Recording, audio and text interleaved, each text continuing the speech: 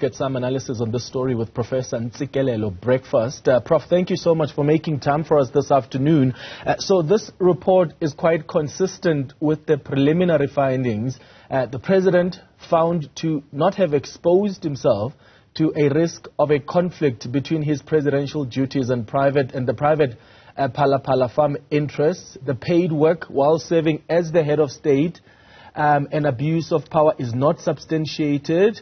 The public protector finding that the President declared his interests in Phala Phala and he didn't abuse his power by reporting this matter to RODE and not the SAPS. That must be huge relief for the President.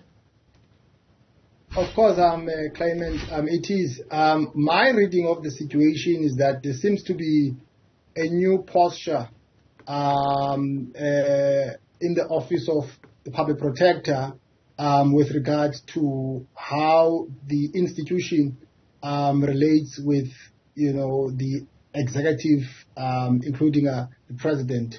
I doubt very much if the previous one, who is on a suspension, would have arrived at the same conclusions.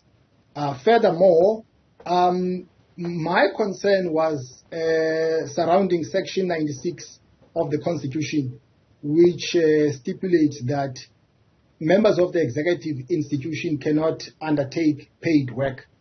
But how she approached that matter is quite interesting, because she gave a very interesting interpretation to say that there was no possible conflict of interest because in as much as the President, even himself, he did acknowledge while making a speech last year in Mpumalanga, in that provincial conference of the ANC, that he does business of selling cattle.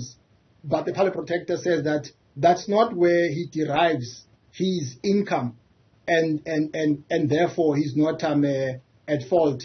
But I suspect that is going to be a subject that might be challenged by other people, especially the people that are complainants, Mr. Zungula and other people. I suspect that they might take the report on a review. Yeah, the President on that issue of paid work, I think, to be fair, yes, that may have been something that the President said, but surely what will matter to the public protector is what is on paper. Is the President, in fact, deriving monies from Phala Phala, or is he, in fact, as the public protector has found, that has once even tried to help Phala Phala with some amounts of money, but not necessarily deriving a salary from that? And I just want to read from what the public protector said on that. He says, what is prohibited as per the law is being involved in an enterprise that brings you an income. And I imagine in this case,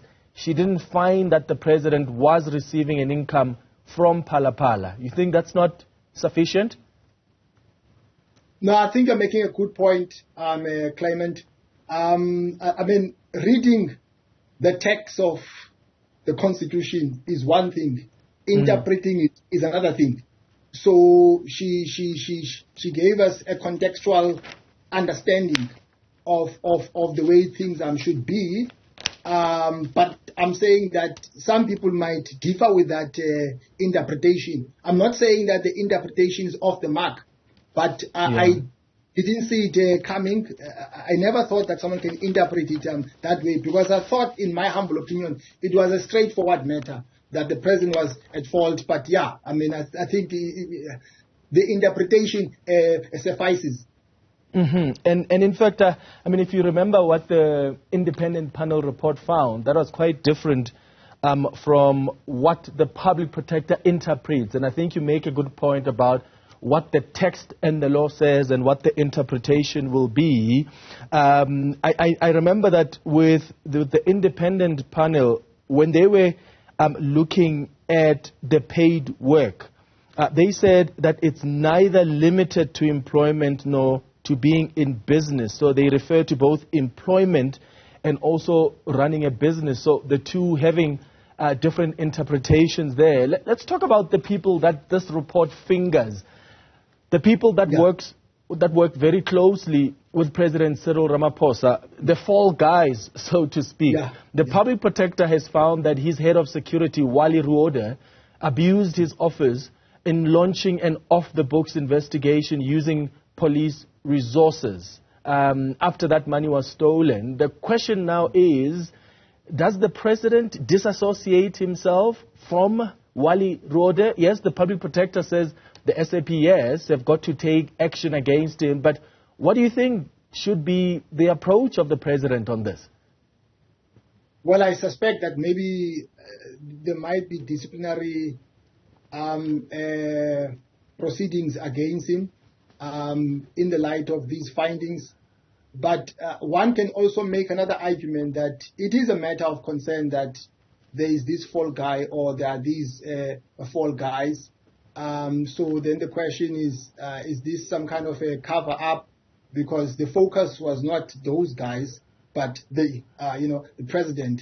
But I mean, the public protector has unveiled her findings and did not find the president to be at fault. And I think if someone disagrees with that, one can take the report on a review. But I suspect that with regard to the head of the security, he might be disciplined. Mm-hmm. Does this close the Phala Phala chapter for the president?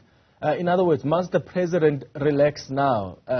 Because he's dodged the bullet this time around, but the Reserve Bank still needs to, release its findings. The Hawks as well still have to tell us what they found in their investigation.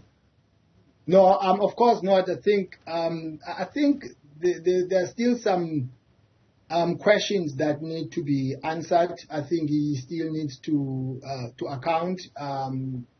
Let's just adopt a wait-and-see approach with regard to other investigations and not play the cart before the horse. But I think so far so good for him. But I don't think that he's out of the woods as yet. Okay. Professor Ntsikelelo Breakfast, I appreciate you making time for us and helping us analyze what's come out of the Public Protector's report this afternoon.